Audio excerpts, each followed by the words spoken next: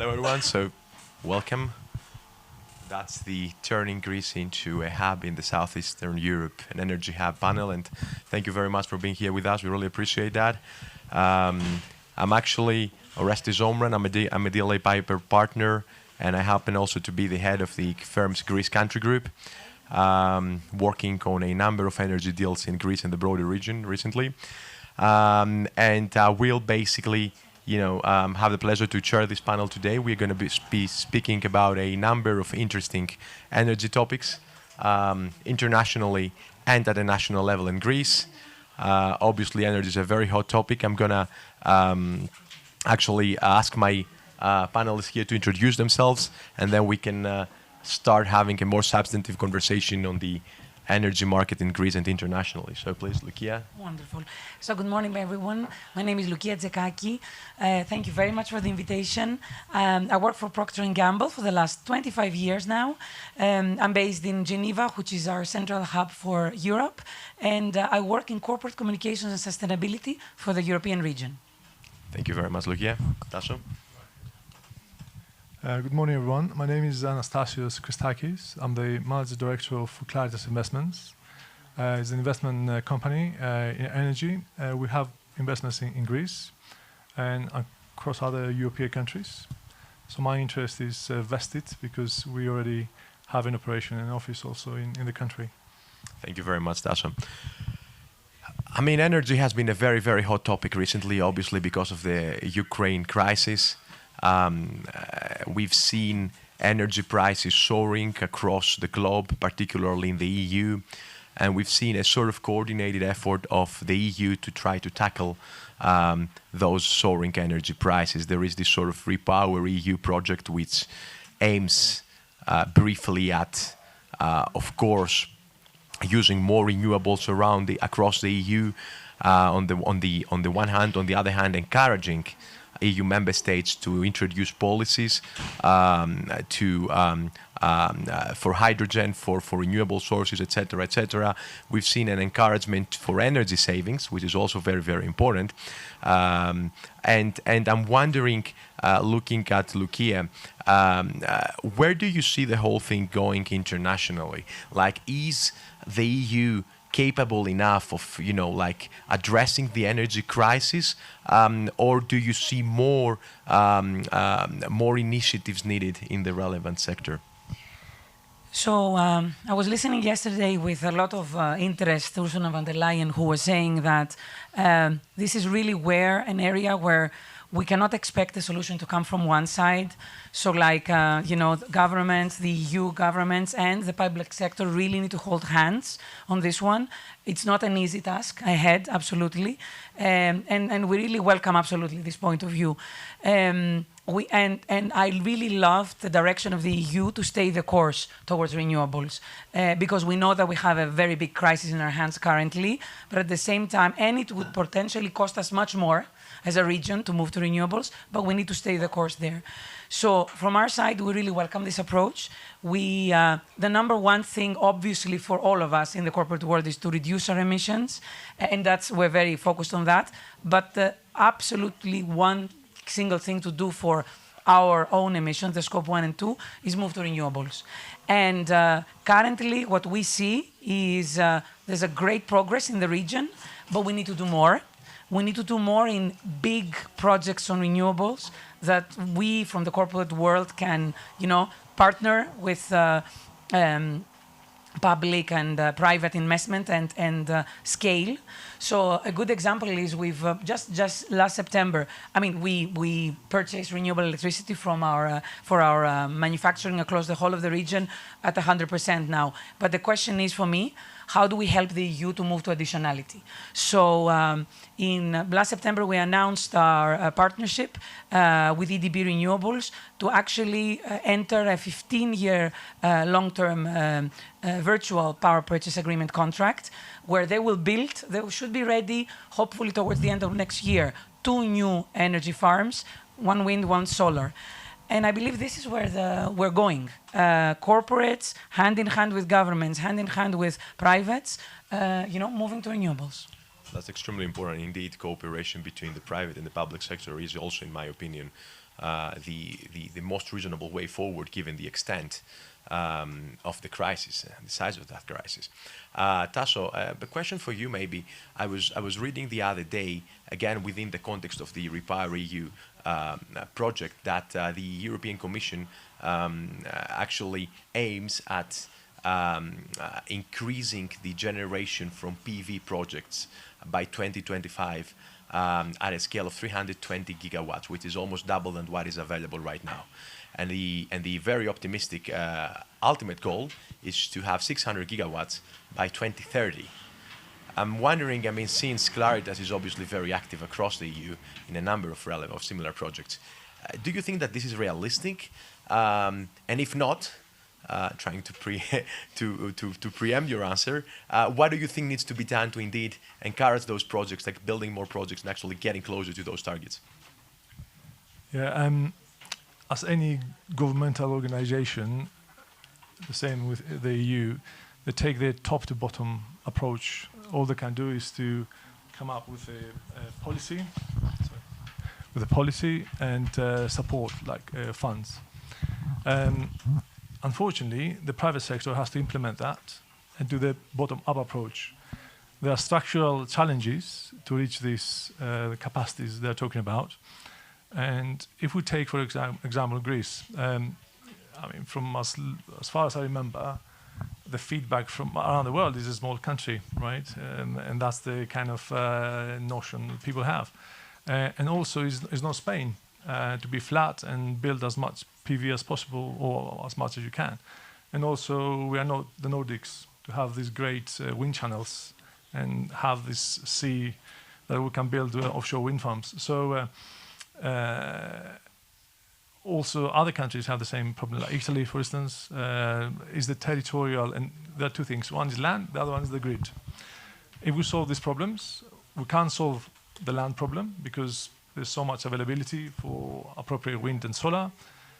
We can solve the grid situation. So all we have to do is to implement these funds that are coming from the European Union in order to expand the grid and reach the full capacity in terms of what we can do, and then see whether the 600 gigawatt will happen. That I think this is what needs to happen, to start from bottom up in order to solve these problems. Absolutely. Thank you, Tasso. Loukia, in that vein, Tasso's addressed some structural changes that are needed. And those structural changes obviously need to start at the national level, exactly because of the particularities that Tassos mentioned. What's your view on those structural changes? And I mean, very interestingly, you mentioned the cooperation between the private and the public sector. How can the private sector lead such structural changes within specific jurisdictions? On the private side, as I said, one thing is the clarity and goal setting of moving to renewables to really reduce emissions, and following that path. And actually, this way, corporates can come together and signal the demand for the new installations to be in place. I think this is where we all need to hold hands and work together. I mean, the WEF has the First Movers Coalition, right? This is exactly what it is. And maybe it's not about our industry, which is an FFCG industry, but the bigger industries are even more important, that they need to hold hands and say, okay, this is now what we need. We need to invest in this area and go ahead, because it's a chicken and egg thing, obviously. The other thing that's a very interesting one, a very interesting notion, beyond the absolutely necessary part of the government role to support financially with subsidies, like we've seen in Spain, for example, Germany. The other part is, from the corporate side, is we need to always think energy efficiency. Yes, of course, it's the move to renewables, but the energy efficiency part, we know that will deliver a big part of our goals by the carbon neutrality European goal by 2050, for example. And in this area, it's extremely interesting. I always find at least a few people in the room react, surprised. In what we try to do is look at our footprint as a company across, all of the scopes, and our product's footprint. So we really do life cycle assessment of what is our footprint. And people are really amazed to, people see us as a big manufacturer and they believe our scope 1 and 2 and what we control is our biggest footprint, and it's not. It's actually in the area of scope 3, and when we put up the products in the consumer's hands. So the consumers at home have a big, part to deliver in a way, and it sounds intimidating maybe, but it's true in terms of energy efficiency. And as governments and the infrastructure, we arm consumers with the data to understand how much they spend at home, right? With the new meters that are going to be, I know there are big projects also in Greece to scale this up and deploy this. We need also, again, public-privately to work together to inform the consumer what they can do. And I give you a very, interesting example, which is very close to our heart, Ariel, which you all know, I'm sure, because it's very, known across Europe. Wow. So, I mean, apart from looking at the packaging and the footprint, right, and we launched this in carton very recently. It's in the Tesco shops in the UK. It's coming to Greece very soon as well. It's interesting to see, as a company, we're looking at this and we're saying, okay, where is the footprint? And more than 60% is the temperature that people use at home, which impacts directly their energy bill, obviously, right? And people don't know that. Traditionally, detergents is a big package we all have at home. And we all are amazed by, oh my God, I have so much plastic, what do I do with it? In Greece, the recycling, is it working? Where do I dispose of it? But actually, if you turn the temperature down from like 40, which is the average temperature in Europe, to 30, every one of us can save up to 35% of our footprint in our home. The total footprint, not the laundry doing footprint. So you see, and also the latest IPCC report from April has called out demand, so the consumer behavior change as fundamental part, able to even deliver 40% of the efficiencies that we need to, and the reduction of emissions in the next decade. So it's a big part. Again, nobody can do this alone, and we all need to partner on this, but there are pockets of efficiencies that are, straightforward for us, maybe who are working on this every day, but not straightforward for everybody. So that was my kind of... That was very interesting. And I'm tempted to ask, actually, as a follow-up question, because I was thinking while you were speaking. There is another thing. I mean, obviously, cooperation between the private and the public sector to actually try to create, to help individuals take advantage of those efficiencies, as you explained, is very, very important. But there is also a social element. And the social element is that, prices are really soaring, and people have to pay more money in their bills. And that creates lots of concerns for a big part of the population, not only in Greece, but actually across the EU. And I'm really wondering, how can you actually combine those two? On the one hand, of course, you have to educate people and tell them you have to consume less, right?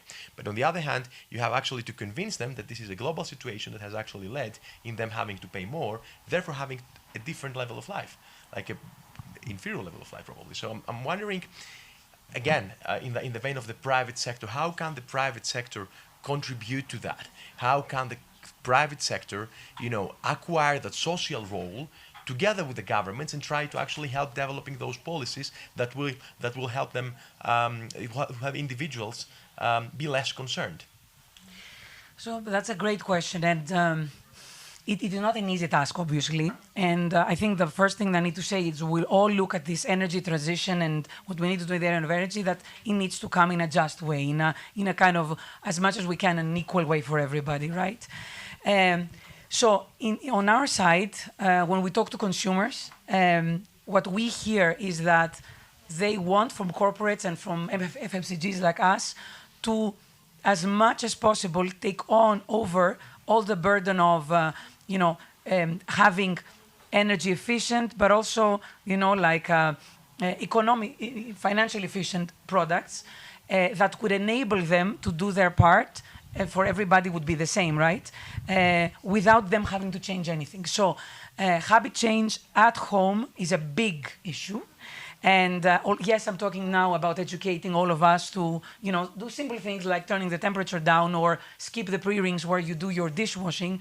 But at the same time, we know we have a big obligation, if you want, to innovate on our part and give the consumer better products, more sustainable products at the same price. Mm-hmm. So we keep that level of life that you mentioned very good, and at the same time give them the efficiencies that they need to do without changing anything from what they do. Just knowing that purchasing this, same price, great efficiency, it will also help me save. For example, the example I gave you was, if everybody turns to 30, you can save up to 100 euros in your energy bill annually. It may sound small. But in the scheme and context of things, it's an important gesture. Thank you very much. That's a great answer. Tasso, I'm actually going to move that to a more national level now. And I really want your sort of expert corporate view on the following. Since the energy crisis started, there have been a number of new policies announced by the Greek government in all streams of energy, upstream, midstream, downstream. So you've got the initiative for new exploration and development of oil and gas. Offshore, you've got interconnections between Cyprus, Israel, Cyprus, Greece, and potentially Egypt. You've got initiatives to reduce energy prices. You've got actually something important, the prolongation of the production by lignite, just to keep prices lower.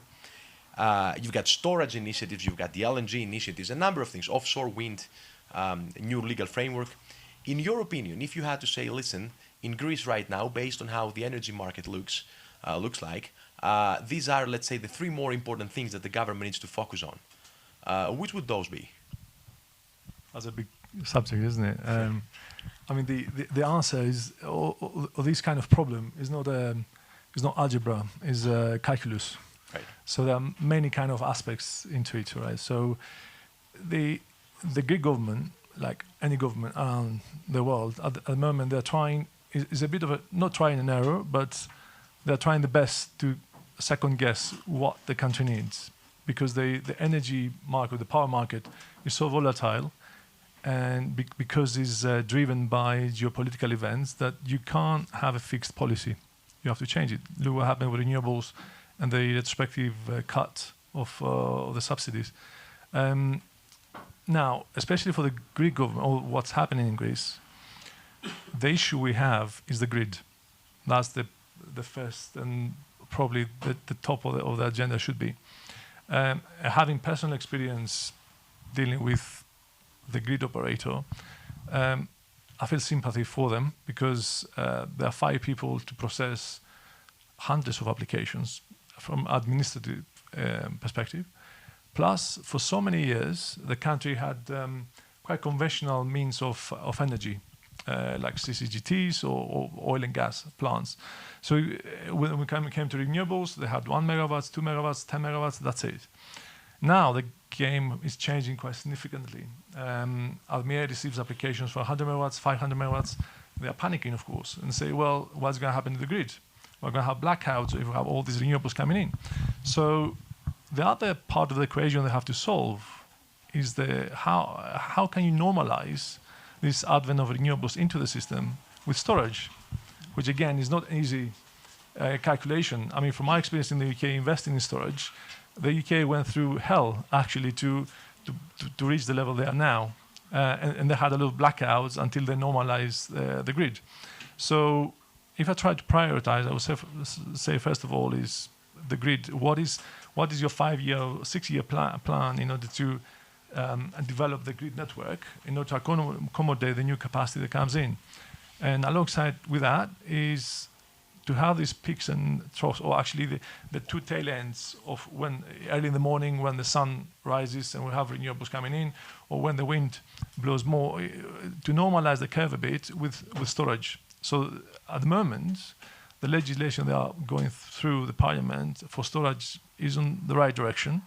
I mean, the Secretary General yesterday mentioned about the auction, the first auctions coming in, which is very encouraging. I'm looking forward to that because we have also projects. And the third one is to have, and not because I'm biased, I kind of live in the UK or grew up in the UK, but what the UK government managed to do very well, especially in energy, is to give some forewarning to the market to say that this we are planning to do over the next 18 to 24 months. So everybody knew what was coming, and it was not a surprise. Unfortunately, in other countries in Europe, it was quite abrupt change of policy, and it took a lot of investors by surprise. So my advice to the Greek government would be try to be a little bit more, not to have a crystal ball, but at least try to project the policy and make sure that we keep the investors community aware of what might come, and also to engage them more actively, because you don't want to surprise them, because you don't want to deter them from bringing money to the country. This is more strategic, and you need to have the right mindset to do that, which I think there is at the moment. Also, I think the Ministry of Energy is trying to play catch up because there's so many. I can't keep up with the new legislation myself. That's why I have lawyers to come and tell me what's happening. But these are the three things that I would probably have on my agenda. Indeed. Can I add? Yeah, absolutely. Yes. So I absolutely fully spot on, obviously. The grid and the storage and the long-term view and strategy, that's very clear. I would potentially add to that, as we're doing that in parallel, we see a lot of, Greece and Italy, small projects. I think from a corporate side, we need big projects, okay? We need single-minded focus. So, I was looking and I was sitting with our energy experts when we were discussing these two projects that I mentioned before. We need big installations that will, support us, serve us. Imagine these two energy projects will supply to us the equivalent, I mean, it's virtual per PPAs, but it's the equivalent of 40% of everything we need across Europe. And we're looking to expand that in the future. And we will be looking at big projects. So there's all this discussion about, and I know it's not an easy discussion, of the offshore wind between Greece and Italy. I think that's a great part that the government needs to start, moving around the obstacles or removing the obstacles in order to do that.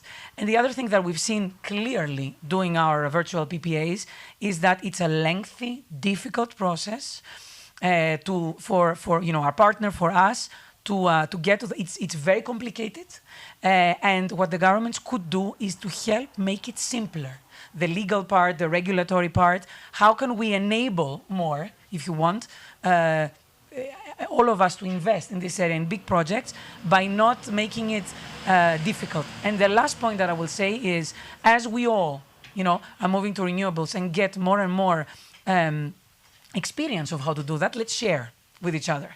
So like coalitions that we share with each other, how do we go about doing that and enable even the small, medium enterprises and the smaller players to move there will help the whole of the region, Greece in particular, and the region move faster. Thank you very much, Loukia.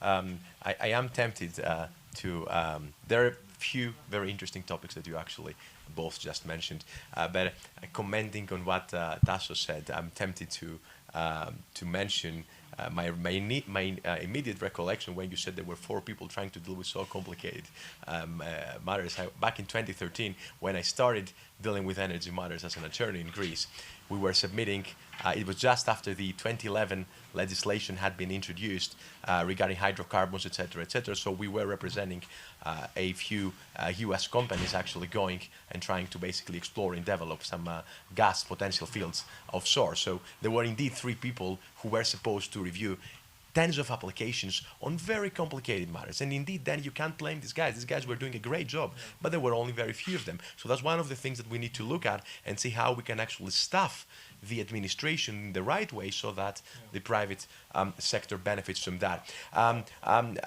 couple of things. Tasso, maybe on you. You mentioned the UK example. We've got obviously Brexit now, so maybe the UK example doesn't serve anymore as the best example. However, how do you think that the government needs to leverage on the international experience? What other member states are doing? I mean, right now we see it's overpublished what other member states do, but we don't see a coordinated effort of any member state, actually, not only of the Greek government, obviously, to see let's sit together, other than within the EU fora, and find really the best practices. I mean, how can this be done, and how can basically your experience in the private sector, where I'm sure you are leveraging on existing information and on information of your competitors, can actually help governments do the right thing?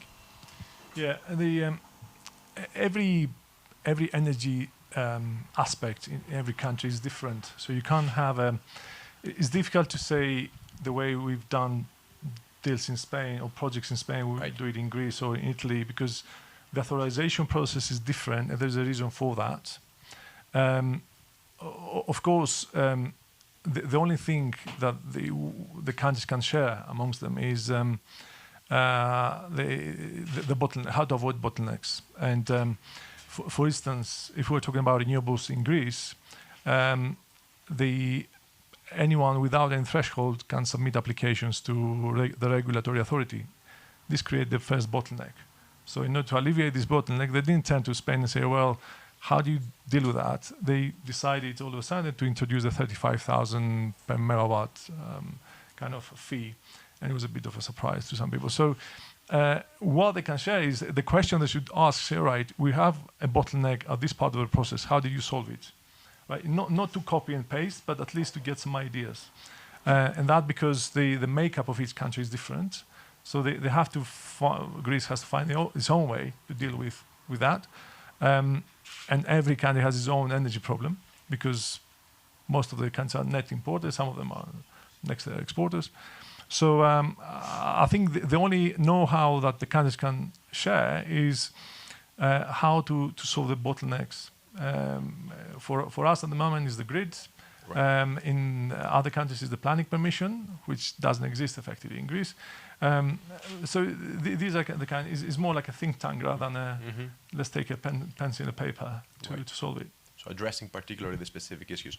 Loukia, you want to say something? Yes, I have want a to question. add something. Yeah, sure. Let me tell you how a manufacturer sees the situation. For us, I mean, we know that 44 out of 46 technologies that we need to deliver the net zero targets, and I'm not me saying that, it's Bill Gates saying that, we have them. We know what they are. They're just not moving fast enough. And it's not a research and development, creation of technologies issue. It's an issue of scale up, of proving those technologies and scaling them up. So we applaud very much from our side, like the French government, to bring an example within Europe, who, first of all, provide subsidies without necessarily, linking them to specific technologies. So it's about the final outcome and not the technology. And I'm, again, talking about manufacturing, moving to heat pumps, things like that. And the other thing that's a very interesting notion for me when we want to decarbonize is we're trying now energy as a service.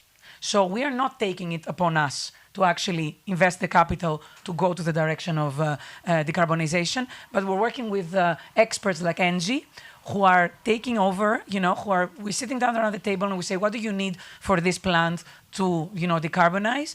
Fantastic, let's have a contract. And they take all the CapEx, they take all the subsidy work with the government, and then we sign up on the reduction of emissions. That's a wonderful concept long term that I think we need to embrace not only in manufacturing, in areas across. Thank you very much. That's Okay, that's good. And this is coming as my experience with FMCG companies. Or FMCG? Yes, yeah? FMCG. That's right. Not with Procter & Gamble. The example was, it was a big company that would kind of were in discussions not to decarbonize them. We invest into the projects, they will be off-takers. The challenge we had, and I want you to tell me if you operate in the same way, is that we're talking to Switzerland, say, you have to go to the regional office, and then from a regional office, you have to go to the other regional office, and from there back to Switzerland. So it was like not even a triangle, it was like a polygon, the discussions we had. And I was thinking, well, we are going to take a risk to put our capital in order for you to put on your annual report that, yep, we reduce our emissions, but we kind of face this block of bureaucracy, and it's a private company, right?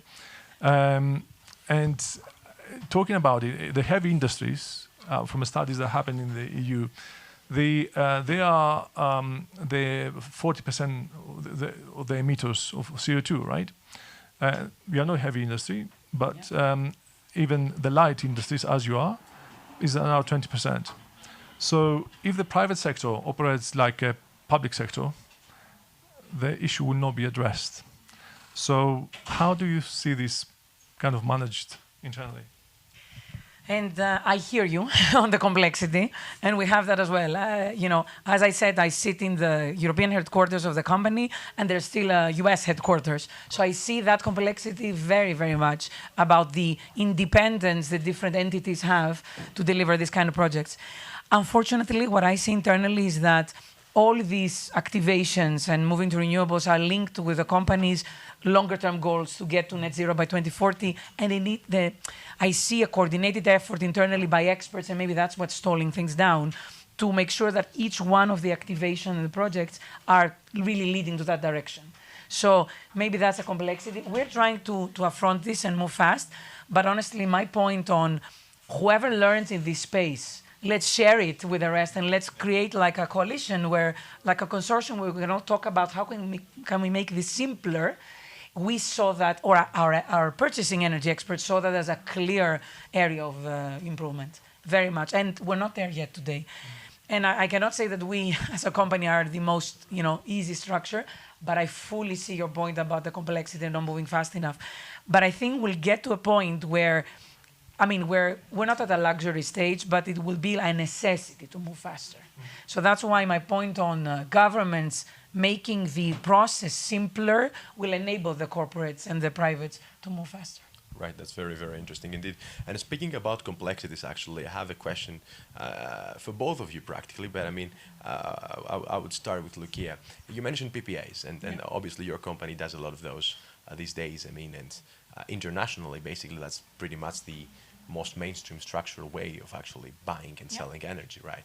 In Greece right now, that's not really very much the case, simply because we are not at the stage yet where we can say that we can have bankable PPAs across the sector so that we can secure financing and we can secure an adequate number of transactions.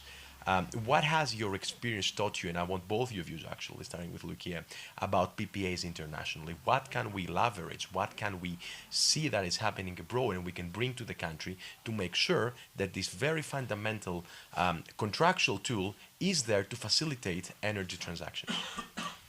And I'm not sure I will give you a new thing versus what I've talked before, but our experience so far in PPAs that we've done in Spain and the US has been the full support of the government, and you've seen how the Spanish government have, subsidized this area, is fundamental, and big projects. So big projects that we are looking, because obviously, when you're sitting at a purchasing level at a company in the energy area and you're looking at a region, and now, as I told you, we're looking at trying to cover the remaining 60% of our footprint. We're looking at large projects. We're looking at diversification of technology on our end, obviously, right? We want a mix of wind and solar. And so I think this would be the direction. Bigger projects, full support from the government to move ahead. And my third point was what I just made before, make it simpler. I think that would help the Greek government as well, really maybe champion some of these areas where we can in Greece. Tasso, what's your view on PPAs? Just one thing, because sometimes, or most of the times, the government is waiting for the private sector to tell them how to do it and what to do, right? The government sometimes doesn't know, not because they're ignorant or the IQ is low, they generally don't know. They wait from us to tell them. Now, with regards to the PPAs, for the corporate PPAs, I think it's straightforward. It's bilateral agreement, you can do it. When it comes to private PPAs, I'll try to be not very technical, but there is, again, a structural issue. Unfortunately, the trading volumes in the energy exchange are not very high. And so the liquidity is low, which means that the hedging cost for the offtake, the private offtake, is quite high. So it cannot be very competitive as it could be in Northern Europe, for instance, or in Spain. So one way to solve that is to aggregate, as we're trying to do now with Bulgaria, Italy and Greece, to create more volumes. So the hedging costs will lower, and also the PPAs will be competitive a longer kind of time. So we are not there yet. There are some good efforts. There is a energy exchange, which is good, but at the moment we have teething problems to get it off the ground. That's right, and I think the most important structural problem of the energy exchange is that it doesn't really work practically. Nowadays there is not a sufficient number of transactions. We cannot blame the energy exchange. It's good that it exists, and we need to have an actual operating energy exchange. But we need to have an adequate number of transactions so that it makes sense also for parties to want to deal through the energy exchange. There's no liquidity. There is no liquidity, exactly, and that's a problem. That's something that indeed the government might need to look at, and actually. Then there is also the role of private operators, or how actually they can optimize the use that rather than going to the European exchange, going to the national exchange and making sure they sort of target the transactions through that. One thing is that unfortunately it's not a government issue. Greek government. It's more like a European issue because they have to coordinate two more governments. So what the Greek government should do, or the maximum can do, is just to kind of to be the collaborator or to lead the initiative to say, right, we need to get this going and kind of bring Italy and Bulgaria to the table and lead these efforts. I think because we are talking about Greece being like a hub in Southeast Europe, sometimes the government cannot just be the leader by creating a policy. It can be a leader by kind of being the chairing the table and bringing the parties together, right? That's the best they can do. Right, that's good. Another very interesting area, and I mean that's going to be probably the last one we're going to address, I guess. What about offshore wind? I mean, we have a new regulatory framework. It's a brand new thing, happens for the first time, probably in the broader region.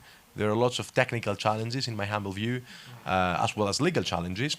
But what does the private sector think about that? How can we optimize that framework? Is that important, or because it's so technical, it's so difficult, we might need to focus elsewhere? Loukia or I Tash? think this is a question for Tassos more. So my only add-on would be absolutely yes. Let's try all together to solve these problems. We see the offshore wind as an absolutely viable solution, large-scale projects. And we would welcome that. So, I have more sober view on the offshore wind. And again, from my experience in the north, we have again sea structural issues, to put it that way. The Aegean is quite deep, so you need to have bottomless, no fixed bottom kind of wind farms. So you need to have floating wind. There are parts of the country where you can have bottom fixed, but very limited. Also, the Aegean has very active sea trade, so you can't just, as a person said, you can't have tins floating on the sea. So the ambition of having 4, 5, I don't know how many gigawatts, This is it, yeah. I don't think is the right mindset to have, because you'll be disappointed. Plus, the environmental processes can be quite challenging. There's a very kind of rich sea life, especially in the Aegean, that is not going to help this kind of development timelines to be shortened. Plus, there's going to be a bit of a conflict with exploration for carbon fuels, right? So we need it because it's big capacity. The offshore wind farms can be 400, 500. You can't have that onshore. But I don't think 6 gigawatts or 7 gigawatts is the right size for the country. Right. Because of the issues. Yeah, absolutely. I would tend to agree with that, and I would add to that the local populations element as well, which has been traditionally an issue that has been blocking all these kind of projects. We need education of local populations. We need information sharing. Also, we need incentives for local populations, simply because if these were ever to operate, we are a country based on tourism, and all this mean local populations in islands or in areas where we can have bottom fixed, let's say, close to the shore, wind parks. Then there will be a reaction by local populations, and we have to tackle that somehow by incentivizing them.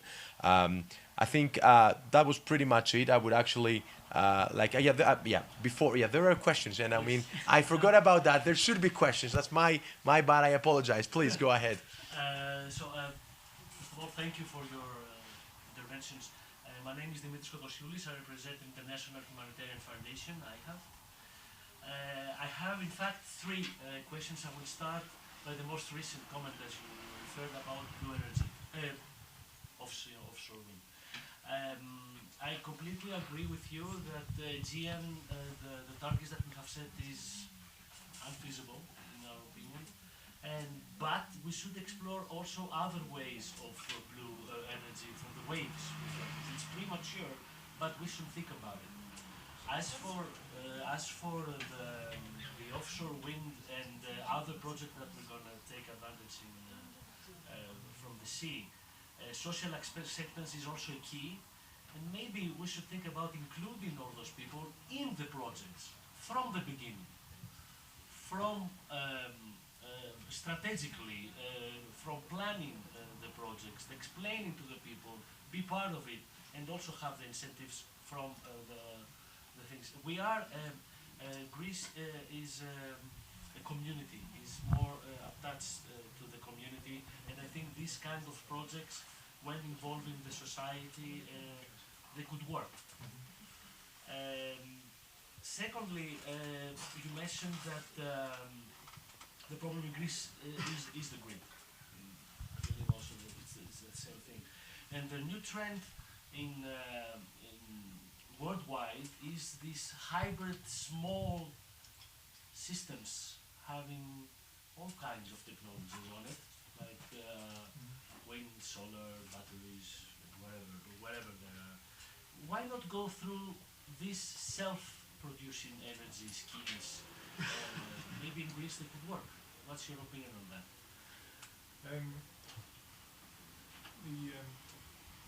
The problem with the success of this project is scale. And if we were talking about farming, for instance, where you say instead of using electricity, they can have it's going to have a unit that is autonomous. You require grants, right? You give incentives. Is the other thing the other way around? Yeah. Exactly, but there's only so much you can do by, I would call it cottage industry kind of projects. You mentioned waves. Again, the country is not geared up like Norway to kind of power itself to have a significant amount or percentage of energy mix from waves, for instance, or even hydro. I mean, in Albania, they have amazing hydro resources, so it is power in the country, right? So at a kind of small level, in a small initiative, a private initiative, you can have the small projects, but they don't solve the problem. The way we've seen it kind of being addressed is you start from top to bottom, where you have the big corporates, because they have a lot of assets, they can do that. You know, they can have, Coca-Cola has a bottling plant somewhere, they can be completely autonomous with solar and batteries, for instance. Right? So that's the way to do it. You start with the heavy industries, the light industries, and you go further down to the micro level. But the problem is the scale. These incentives sometimes exist, but people can't even implement the projects. I mean, I have people coming to me, wanted to know, but they were plumbers, and now they're asked to do that, which is not working. So that's, I believe, the top-to-bottom approach is probably the right one to start, and then we see for the rest. And if I may comment on your first part, which is something about involving the local population, I would say absolutely. And again, it's an area we're all learning as we expand into big projects. But for Spain VPPA, the whole idea was to start while it's being built, involve everybody, why this is happening, why is it important. And there's still, even if these are surfaces in Spain that are non-fertile today, there's a big, like from every side, anxiety for the people around. So, partnering with schools, educating people and involving through the kids, the parents, or even making the local schools, powering them with 100% electricity from the new installations. All these, I think, are things that we all need to think about as we're developing big projects and involve the population. Will it be the perfect solution? I don't know, but I think we all have to do this. One last question. One more question, yeah, I remember that. I would like your comment on the transition fuels. Okay, the war in Ukraine has made us rethink a lot of things. We know exactly that climate change is coming, so it's inevitable.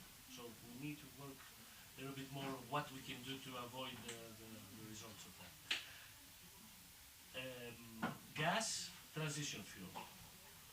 Nuclear power, transition fuel. Why not lignite that we have? We produce hydrogen exactly from lignite in Greece. If we have zero emissions. The thing with lignite is the quality sometimes of the raw material. Right? So it's not a panacea. It means that it works for everything. The thing is, if you want to produce blue hydrogen, if this is what you're referring to, you need to create also a CCS, carbon capture kind of storage facility, right? So this creates two problems. One is, if you implement that, you have to reduce the overall capacity, thus increase the cost. So the cost of creating blue hydrogen is much higher than green hydrogen because you have this additional CCS facility, right? So you try to solve one problem, you create another one. And the grid also probably. That's a permanent, permanent one. But especially with blue hydrogen, you have to incorporate the capex for the CCS and plus to deduct the overall capacity. Yeah, So and I'm zero-sum equation for the end. Yeah, and I mean, rounding this up, and that's the technical element of that, but I would also see some difficulty, frankly, how to, again, overturn the whole policy against lignite in Greece, where we have been saying since 2019 that we are moving away from lignite, right? That's what we have been saying for a number of years. And there is a national energy plan saying that we will basically close down lignite in the country by 2028.